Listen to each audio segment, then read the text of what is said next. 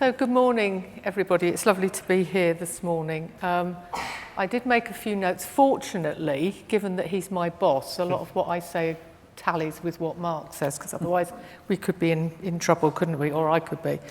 So we now have the long-term workforce plan, much anticipated and heralded. The first ever in the history of the NHS, which is quite phenomenal, isn't it? But it is only a plan. We've now got to deliver it. It's ambitious as we talk about training, retaining and reforming the way we educate our nurses and midwives.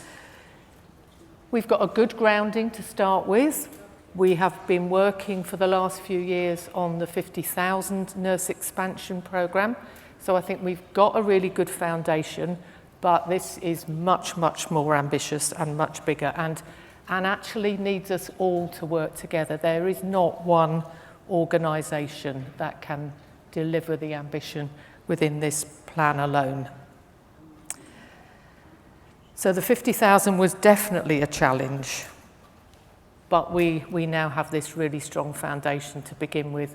Mark talked about the perception of nursing and midwifery, and I think collectively we have something that we need to do around the narrative in nursing and midwifery. We all saw the growth in applicants over the pandemic when there were some really positive role models of our professions within the media, and I think this is something, and you know, we can ask Steve if they're able to help us too with the nursing, through the Nursing Times, about getting some really positive messages out there about what a fabulous career it is, what opportunities there are. And I think there is something about the way we deliver our recruitment through NHS careers and others, to think about not just what can an individual give to the NHS, but to really promote what the NHS can give to you. I think we've all seen the fabulous recruitment that, for example, the Navy do, that really does sell the benefits to the individual as well as the organisation. So I think in short we have a lot of work to do, but actually my thinking is that the long-term workforce plan is a team sport, and that actually we need us all to be on side to deliver this. So I look forward to having a conversation with you in a few minutes. Nice way to end. Right, Lisa, do you want to go next? Yeah, sure. So thank you so much for having me here today. My name is Lisa Plotkin, and I am the head of Policy and Influence at the Florence Nightingale Foundation. And for those of you who don't know who we are, we exist to support nurses and midwives to develop in their careers and lead change to save and improve lives. And my comments today are really informed by consultation that we've done with our FNF scholars and alumni about what they think about the plan. And so I'll just start by saying that there's a huge amount to welcome. The FNF community is very pleased to see some long-term thinking around some of the biggest challenges that they're facing. But they've also been clear that there's going to be significant challenges in implementation. In order for this plan to be delivered, they talk about the incredible transformation across everything they do that's required to meet the ambitious productivity assumptions that are underpinning the plan's modeling forecasts. But they've also talked about the more profound transformation that's required in terms of leadership and culture and how we train, educate, reward, and nurture our staff. And all of that's an incredibly tall order. But to add to that, there's also a huge sense of urgency because they know that this plan is not fully funded, and for it to continue to have the backing that it needs over the long haul, we're going to have to start prioritizing where we as a community start making tangible, measurable progress in the short term. So we think that there's a real need for nursing leaders to look at this plan that's very long, has lots of commitments, has lots of links to other plans. We need to look at that and kind of prioritize where we're going to start this transformation journey together. And on that, FNF alumni and members have a few suggestions. So I'm just going to start with retention. So We are really pleased to see retention commitments around our students and newly qualified in the plan. We know that we lose 18% within the first 2 years, so we are really pleased to see that support for the National Preceptorship Framework. But we do think there's a real missed opportunity in the plan to not highlight a specific group, and that's the retention of our internationally educated nurses. Recent NMC analysis shows that we lose a staggering 37.6% of nurses who trained outside of the UK and EU within their first 5 years. This is compared to 7.5% of those who have been domestically trained. And this trend is getting worse year on year. And now some of you might be saying, well, the plan is all about our domestically trained staff.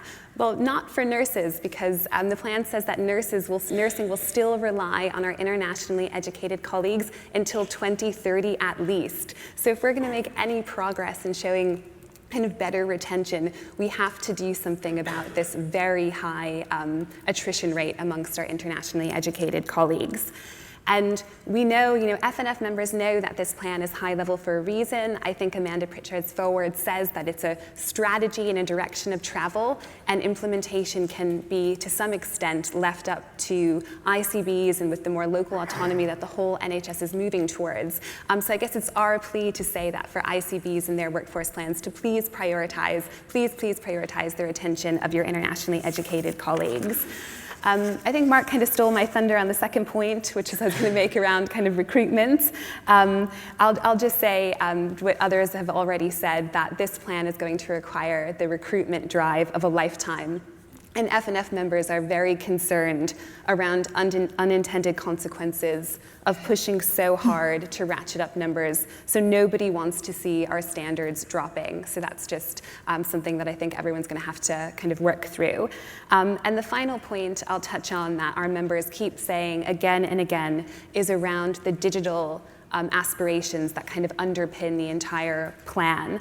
As the largest workforce operating across all areas of health and social care, we know that nurses are going to have to lead this transformation, but there are just incredible challenges in this agenda. So FNF ran the annual digital nursing assessment last year, looking specifically at digital capability, and in doing that piece of work, nurses told us that often digital tech is not well designed and it causes more work for them, or it results in duplication of their work. We heard that there's wide variation in digital literacy, and that nurses are often not involved in the purchase or development of digital tech, and therefore technologies do not always support their workflow. So I think there's probably some work to do around this area. And none of what I mentioned is kind of insurmountable. So there's a huge sense of optimism and hope amongst FNF members, but also just a real plea to please unite to focus on the areas where we think that we can make tangible progress now. And I'll just end by saying we're really glad that the plan is going to be iterated in 2 years' time, so some of the challenges that we talk about today we can kind of get right in the next version. So thank you. Great, thank you very much. And last but not least, Jane. Thank you. Yeah, so I'm Jane Ball. I'm a Professor of Nursing Workforce Policy at the University of Southampton, and really glad to be with you here today because workforce is my thing. It's what I've been doing for the last 30 odd years, so it's really great to be invited to be part of this day. I think the first thing to say, very much following on from the last thing that you said, is that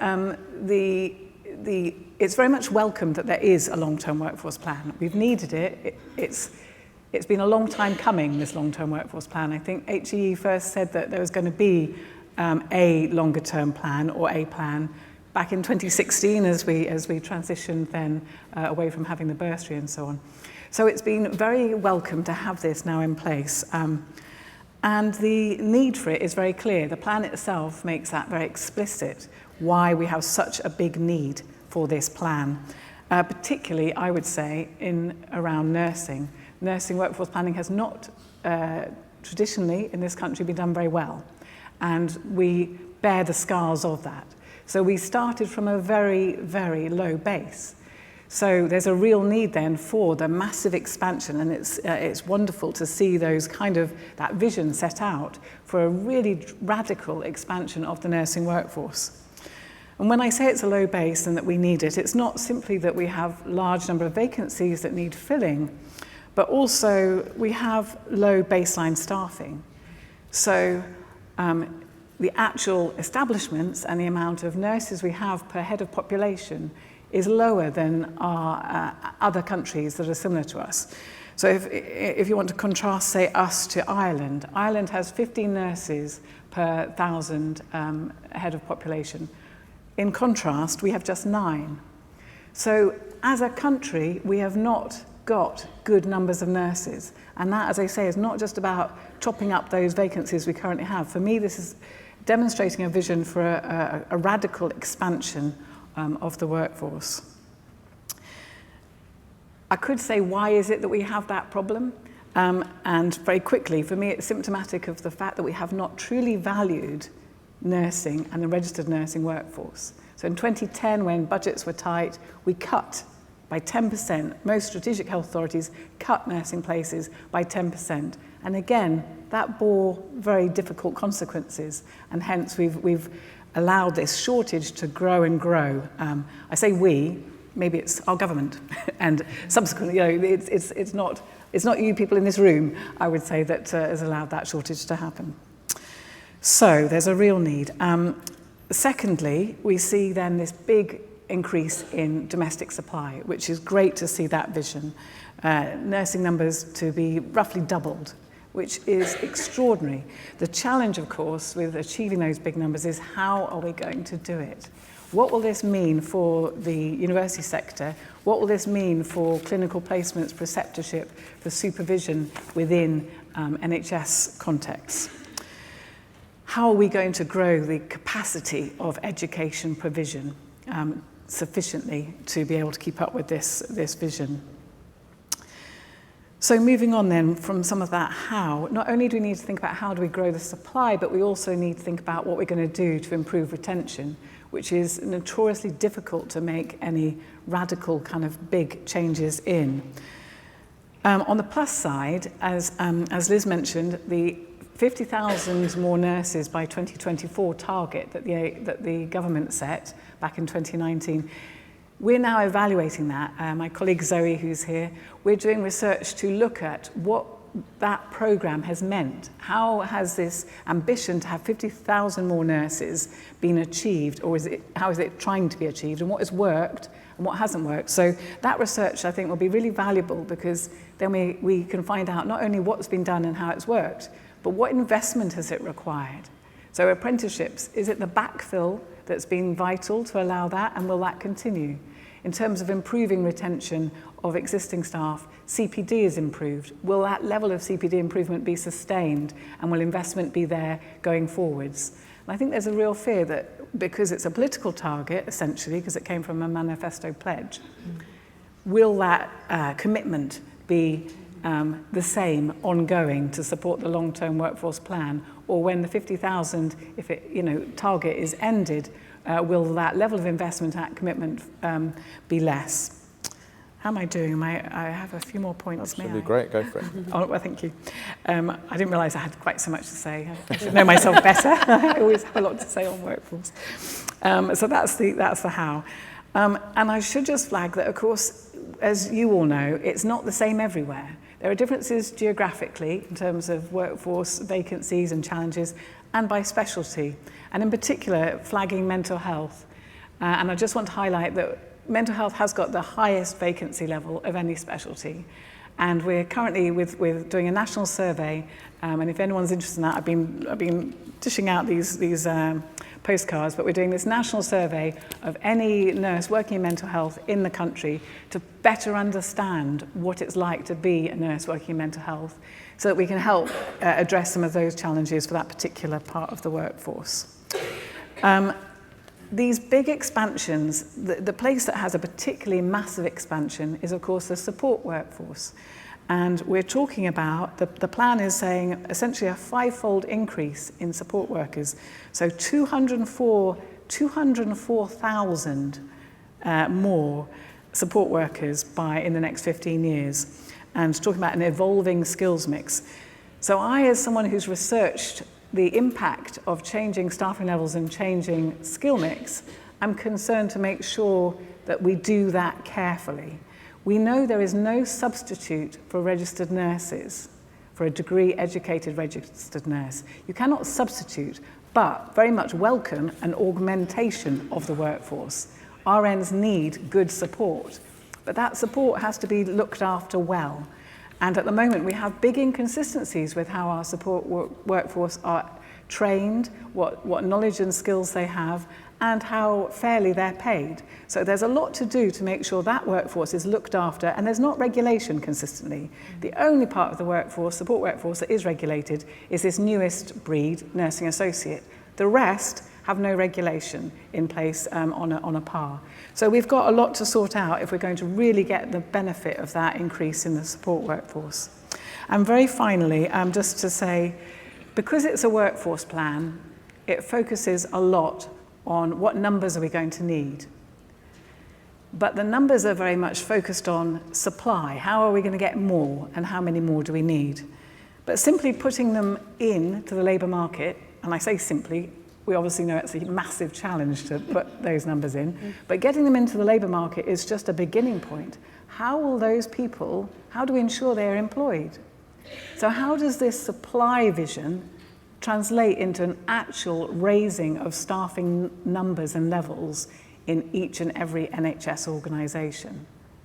We saw this with the health visitor vision some years ago under David Cameron's government, set out a very clear target for a massive expansion of health visitors, and that target was delivered. But not all those health visitors then were employed.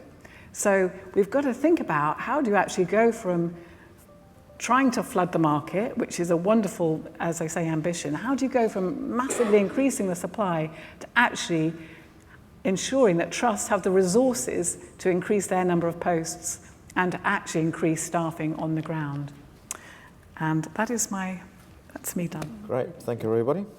So I've got a couple of questions, but please get thinking about anything that you want to ask the panel or make a comment even. I say you can either do that by putting your hand up or using Slido. So I'll try and come to you very soon, just because I was aware that we got through the last session with only me talking and Mark talking largely, which is never great. So just Jane, just to come back to you, you obviously highlighted mental health, but I was going to ask. Obviously, the plan talks about increases in, all sorts of fields and settings: primary care, district nursing, health visitors. You mentioned. I mean, you've obviously picked mental health out, but are there other priorities? What do we need to focus on something first, or everything all at the same time? To quote the film. I mean, I think this is the challenge because there are big gaps everywhere. So, adult nursing, the scale of that challenge, although it might be percentagely, that's not a word, but it might be less, as a percentage in terms of vacancy levels and things, but nonetheless, because it's the biggest area of provision, that's a really big volume of nurses that we need. So the adult nursing, so it's hard to know, and maybe that's also the next step. It's hard to know how to prioritise within the plan where to begin.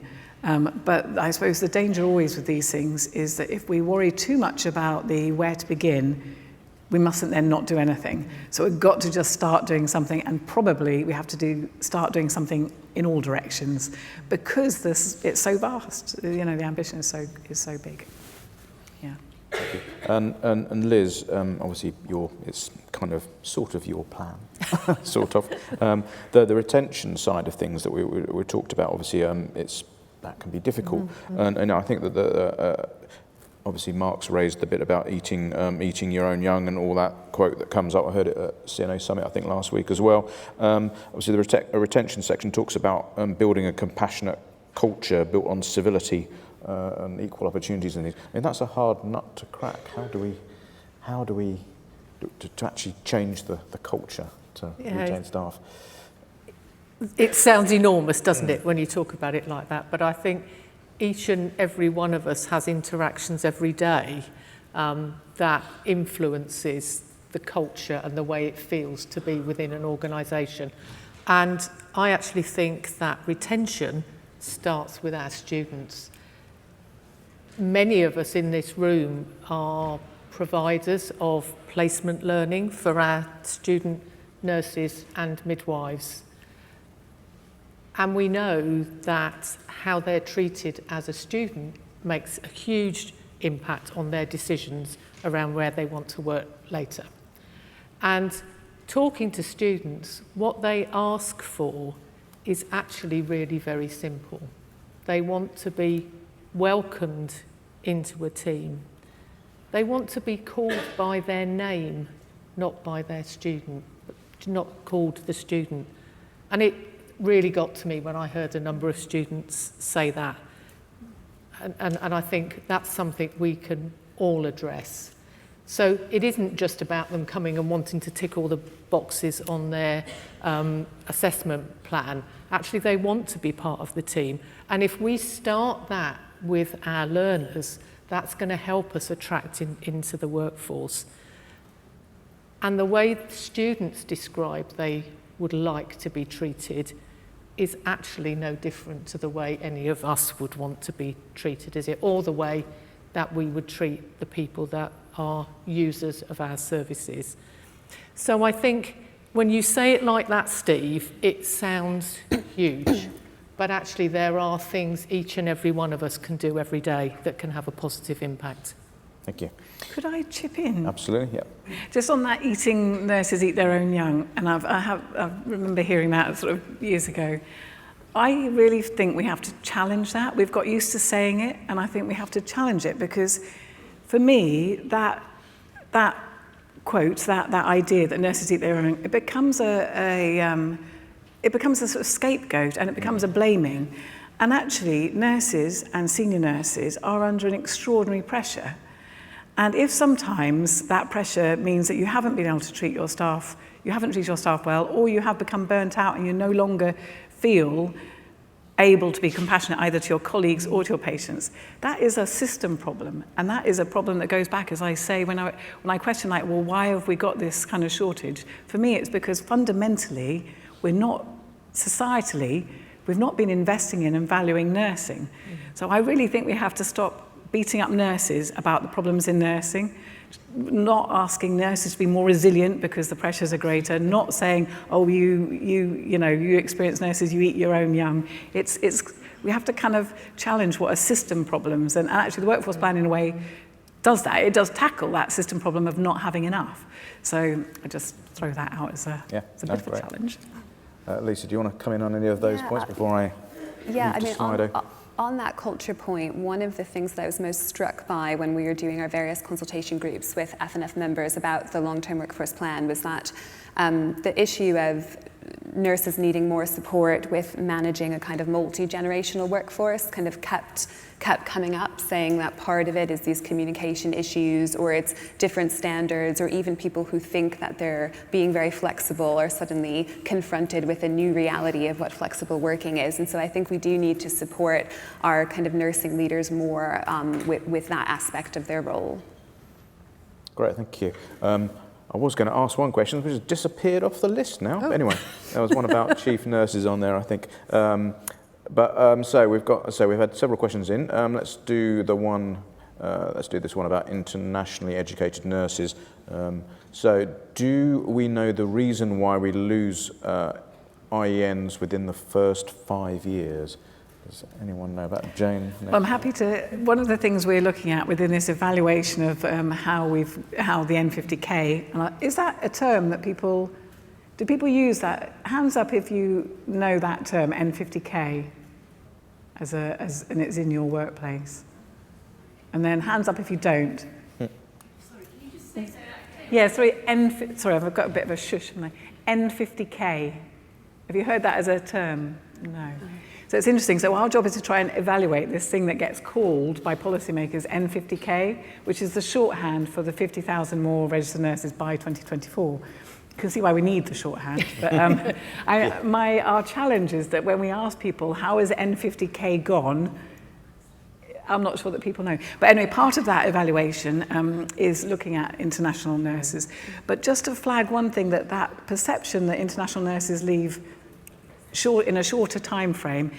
In fact, looking at Nuffield Trust's work that they've done, that I'm not sure is quite accurate, because their analysis suggests that internationally educated nurses actually stay for a reasonably good length of time compared to domestically trained nurses within the same organisation. So I think there's still more to unpack there.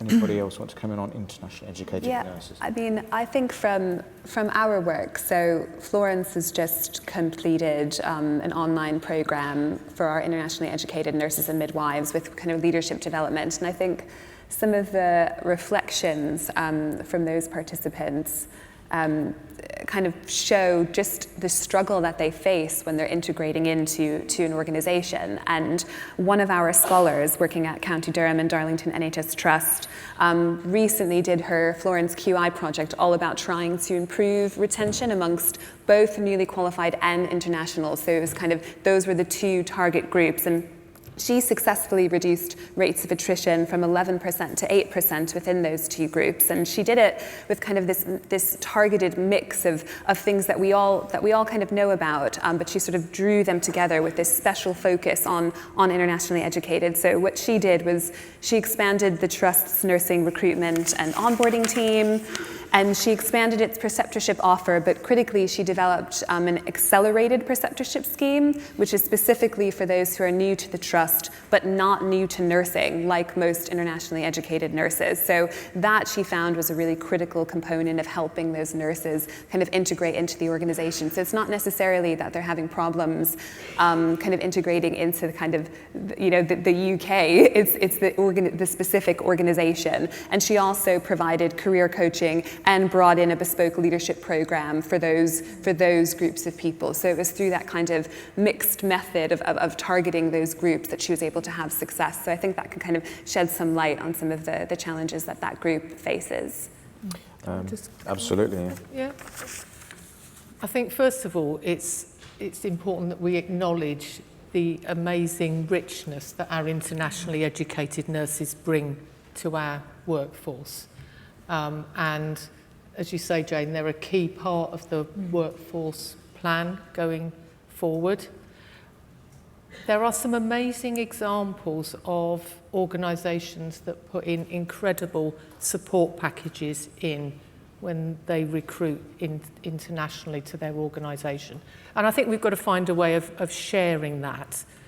Obviously, the induction and preceptorship is important, but there are other things that our internationally educated nurses need to have when they first come into the country. I think the other important thing is about looking at the individual skills and knowledge and recruiting those nurses to the right level post within the organisation. Too often we have done mass recruiting and brought everybody in at a band 5 when they've been in much, much more senior positions when, you know, in their home country. So I think we've got to do a lot more about making sure that we recruit to the right level within our organisations and ensure that those nurses have the same career opportunities that our locally educated nurses have. I think that the seniorities that's certainly been mentioned to me a lot by people obviously who are trying to get that changed. Right, so I've got more questions coming in this route, but I want everyone else who's also perhaps wanting to stick their hand up, give them a chance. So has anyone got a question? Pop your hand up and a microphone will come to you. I think it was a shootout between two here, and there we go, perfect, yeah. You were first by a millisecond, or nanosecond. Hi, good morning, everyone. I hope I don't have to stand up. Do I have to stand up? No? Yes, stand up. Oh, good morning. I'm Elizabeth Pearson. I'm coming from the University of Essex, and I'm the co-founder of one of the diaspora associations. My question is on escalating plans for EDI in terms of retention. I'm privileged to be actually, teaching students through the various avenues that Mark shared this morning, the associates, and they want to stay in the profession. So there's a real love for the profession. But what they're seeing in the media in terms of the EDI issues, and we're not actually addressing them. So I just wanted to double check if we have some escalating plans in managing that. Thank you. I didn't quite catch the question. Did you see there's a bit of an echo on sorry, the mic? There's a little bit of an echo on the microphone. Do you mind asking it again? Sorry. Testing. Yep. Yeah. Testing. Okay. My question is on escalating plans for EDI. Yeah. Okay. Thank you. Right. Escalating plans for equity, diversity and inclusion. Anybody got a view on where we go with that, I suppose? What specifically did you... what do you want to... Just breaking it down, we have a big challenge of international recruitment, and we are actively recruiting from different countries other than the European. But we do have an ingrowing domestic issue that we are not addressing. Okay. And in my view, if we don't acknowledge that we have an issue, we're not going to invest in actually solutions. So I'm just wondering, hopefully, we know with quite a few others, that do we actually have some plans to escalate and tackle it so that, we can retain and, get others to come and join the profession? Thank you. Great, thank you. Yeah, it's a big room. It's kind of echoey. It is, yeah. The plan itself, the long-term workforce plan, does in various places try and highlight the issue of equity, diversity, inclusion, and the need more generally to treat staff fairly and to ensure that everyone's voice is heard equally and that opportunities are shared out equally. But of course, that is a plan from the top down. So how that actually translates into practice is up to, in many ways, the individual employers, although a central, this is probably a better place for me to say, but from a sort of NHS England point of view, various things are in place to try and redress and address some of the problems that have been quite sort of inherent. So we know, and I think it's not just about how we look after internationally educated nurses, because of course some of those nurses are white, but they are obviously from different countries. So they're two separate issues. We've got issues about ED&I generally, regardless of whether you're internationally educated or whether you've lived here all your life, and where you've been educated. And separately from that, we've got issues about international recruits and how to make people at home. And there is obviously a sort of overlap between them. There are some people who both have, the two circles do overlap, but they are potentially different things. I mean, some of the research we're doing and some of the research NHS England itself has tried to do has been to survey, when it comes to internationally educated nurses, to survey those nurses and find out what their experience has been. Unfortunately, that hasn't been made public to date, so I'm really keen to try and, as part of our evaluation, suck in some of that other work that's been done to find out how things are. But as I say, I think that's only a subset of the issues within the NHS around ED&I, which are bigger. It's a very, very valid point, and we have many years of the Workforce Race Equality Standard data to know what the picture is across the NHS. And we absolutely know through that data that our black and brown nurses and midwives have a lesser experience than their white colleagues, and that's not acceptable. Racism has no place in our professions.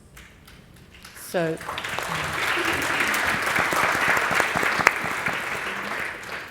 And it makes me really sad that you think a comment like that should be applauded, really, but thank you. So we have published the Equality, Diversity and Inclusion Implementation Plan in NHS England that is going to set high standards for us all to live up to. And, we have that res data, and I know at your individual employer level you will be addressing that locally. But what we have said is that equality, diversity and inclusion must be that golden thread that runs through every single work stream in the long-term workforce plan. It's not something that's a chapter on its own or a section in a report. It's absolutely got to be that common thread throughout all our work. Great. Thank you very much. I will take one more from the floor just before the break. And there we go. Yes, perfect. Microphone perfectly placed. Thank you. Hi, my name is Maudrine Burton. I work at Bart's Health. I'm a research nurse during the day, but I work with their EDI strategy within the organization. Several things came up for me as I heard your discussion. One about international nurses. I'm also part of the Caribbean Nurses Midwifery Association, where we have over 500 members. We have heard the lived experience of international nurses. We've heard some of our nurses coming across, and their first day in the UK, they're sleeping rough. Mm-hmm. And we know that agencies are responsible for our nurses when they come over, and that within itself is a really bad experience from the first start. And then they go into organization, and then they sign a contract. And I'm just wondering, you know, all of these sort of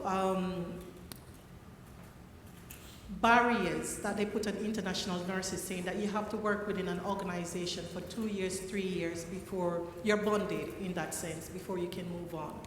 If they are not having a really good experience, because they don't want to go back home, they sort of grin and bear it.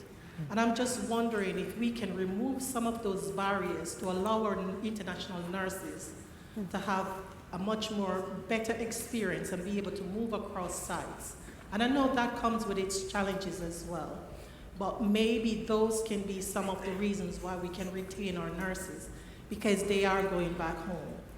And it varies from organizations to organizations. So maybe we need to look at, can we have a standard in terms of agencies to go into organizations, and can it be the same within organizations?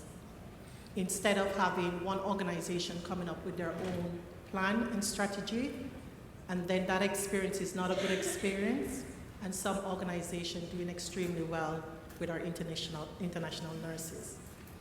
And can we work on that? My other thing is around youngsters. Now, I work with Anglia Ruskin University, and one of the things that we're doing, we're getting younger people to tell us what it is, or what is the reason why they don't want to come into the NHS. And it's really interesting. One of the main things that said is flexibility. We know that when we work in the NHS, it's always like a long shift, or it's a morning shift, but there's no flexibility. And I think since the pandemic, there's been a little bit of a shift, but somehow we've shifted back into the olden days. So we are very scared of going into the modern way of doing things. And I would love to see some work around more flexibility within the NHS, because we have our Alpha generation and our Y generation that's going to come in, and we can't satisfy them because they are either technology too high, or, and I'm speaking in comparison to myself, but they're going to be way AI advanced more than we are. They're going to be thinking about the 4-hour work week instead of the 12-hour shifts. How are you, in terms of chief nurses and senior leaders, making these decisions to allow that to happen within the NHS? Thanks. Thank you. Yeah, sorry, Liz, I think that's another one for you. So flexibility was the second point. Flexibility and technology. You're absolutely right. My grandson at 2 could find his way around an iPad and can still teach me things on my phone. So I think we have got different levels of experience. You know, we have digital natives now within our workforce, and they're absolutely expecting to come into work and have the technology that enables them to do their job better and easier. So actually that is a key part of the long-term workforce plan. And part of that will be supporting those that perhaps may not have less ability but have less confidence. And I think sometimes that's what it's about. So I think we need to really make sure that we embed that. I think flexibility is a really important part of the work we need to do around retention. And maybe some of that is how we can share examples of teams and services that have made it work. Because I think sometimes if you're running a service and, you know, we've already heard about the vacancies that people are experiencing and their requirement on bank and other staff, you know, actually that extra bit of flexibility becomes very scary. So I think if we can share some models of really good practice and also evidence the impact that that has on your ability to recruit and retain your nurses and midwives, I think that will be really helpful. So I think we have got a lot of work to do. There is absolutely no doubt about it. And some of it is about changing the thinking of those people that have always done 12-hour shifts, or, you know, you do an early, late and a night shift, and that's the way it is. We've got to change some thinking in some areas as well. Great. I could chip in on, in terms of shift patterns, and that you mentioned various times the long shifts, and I think that is something we really have to go back to the drawing board on. Not just individual employers revisiting it, but actually I think nationally we really need to make an investment in, we know we need to be more flexible, we know that we need working patterns that are going to suit a wide variety of people at different ages with different life experiences, not just accommodating those with children or just accommodating those with elderly parents, but actually we all deserve to have a decent work-life balance, every single person. And yet these long shifts are not good for people. They are associated with, you know, very long routinely working long shifts is typically associated with higher sickness absence. So it's not actually even cost effective, and it's associated with more problems, more patient kind of safety issues. So it's not to say that we can never work long shifts, but it has to be coupled with a good amount of control and choice for the individual employee. And 20 years ago, I did an evaluation of a Swedish system called Time Care. It was a self-rostering system. And it was a pilot funded by, it wasn't called NHS England then, or anyway, funded by the NHS, whatever they called themselves. Or maybe it was called NHS England and we just reverted. Anyway, it was funded by them, and it was on 3 different pilot sites, and actually it worked really well. That this software allowed people to be able to pick their shifts while still meeting service needs, pick their times of work, their days of work, but always making sure service. So I don't think we have to, we put so much on individual trusts that are already so burdened with the day-to-day issues of trying to deliver services. Things like sorting out how do you best deploy staff. I mean, Tesco's, they don't ask every single shop manager to work out a system for working out how to do their rotas. No, they work out what is a really efficient way of staffing their supermarkets, what is an efficient way of getting stock control done. Across the country, they've got systems, they invest in it, they know exactly what, they can predict who's coming in, who's going to be spending what money when, how stocked the shelves need to be, how many staff they need on that day at that time.